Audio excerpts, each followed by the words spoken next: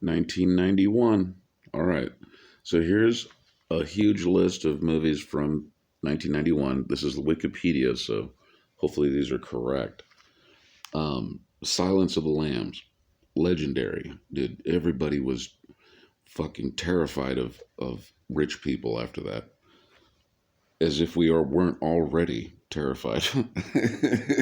Fancy pants, rich serial killers, dude. That's at least he kills mostly rich people. Like luckily that's what's really cool about Hannibal Lecter is he doesn't kill poor people.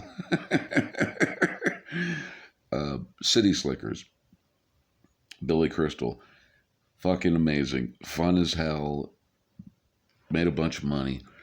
The City Slickers, dude. Nobody's gonna talk shit about that. It was fun. It was a fun movie, man.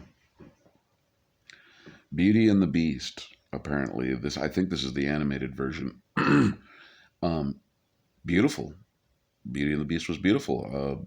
There's a couple of scenes in it that I cried in. I did cry in a couple of scenes.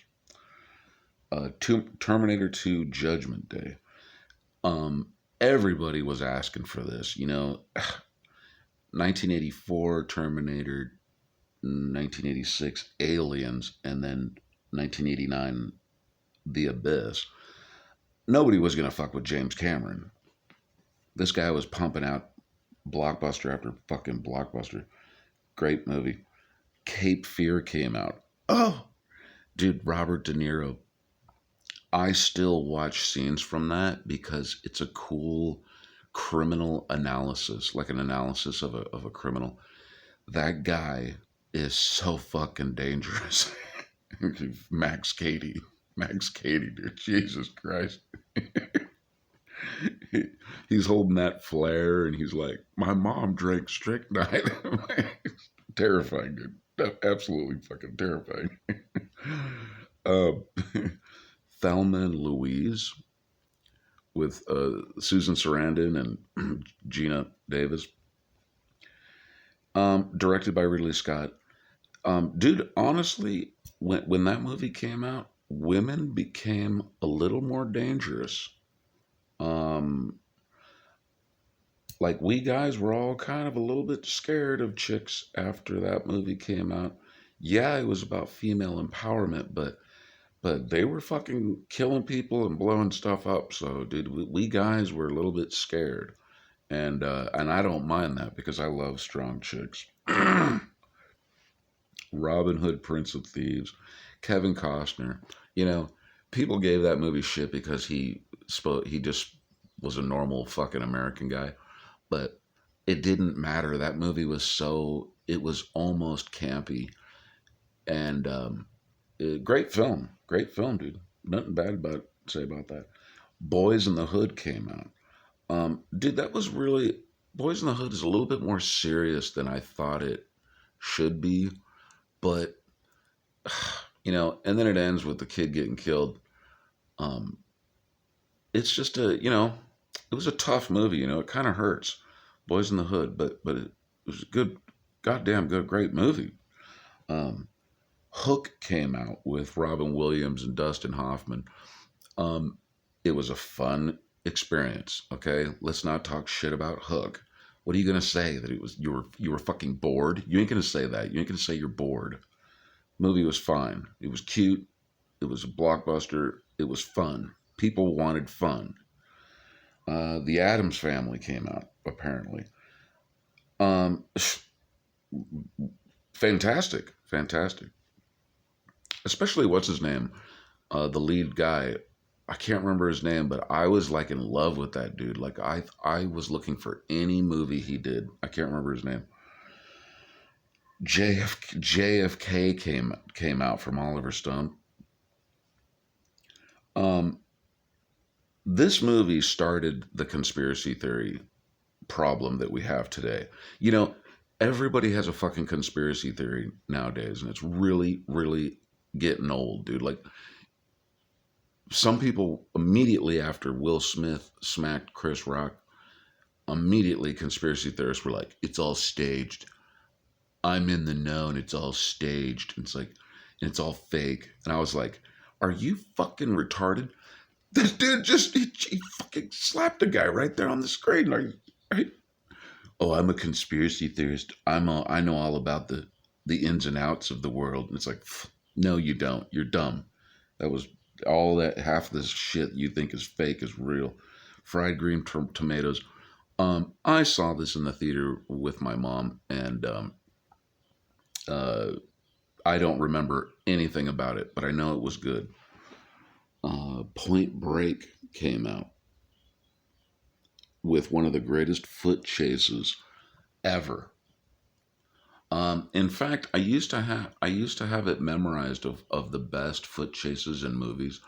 Superfly had it. The intro of that film had one of the greatest foot chases of all time, but it was also usurped later on in 1981 by uh,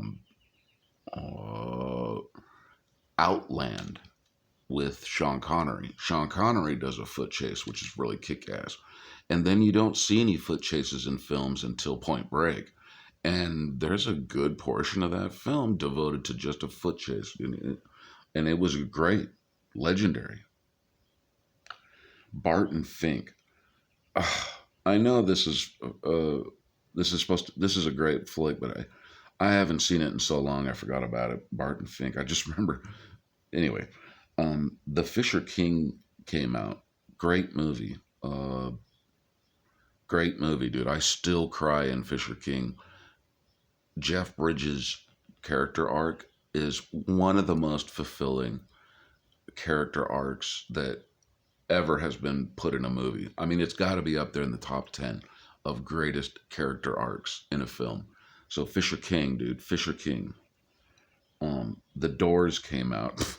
Yes, we all took drugs to go watch that movie. I went there on acid. Uh, Everybody was trying to do drugs when we went to see it because we knew what we were getting. In the early '90s, we all knew that the hippies had a lot of fun in the '60s. So anyway, New Jack City came out. Man, this movie caused an uproar. There was like 5 people killed in New York. Even in my shitty town here, we had stabbings. There was like blacks, the Mexicans, and skinheads. There was people fighting all over that place, dude. It was dangerous, and somebody did get shot later on in the theater, like the next day. So that was terrifying. Anyway, New Jack City, great movie though. Dead Again from Kenneth Branagh. Kenneth Branagh. I hate that last name, Branagh. Like, how do I say that? Branagh? Branagh? Branagh? Fuck you, Kenneth. But his movie Dead Again was really cool. I mean, it wasn't that great, but it had such a fucking twist that you were blown away by it.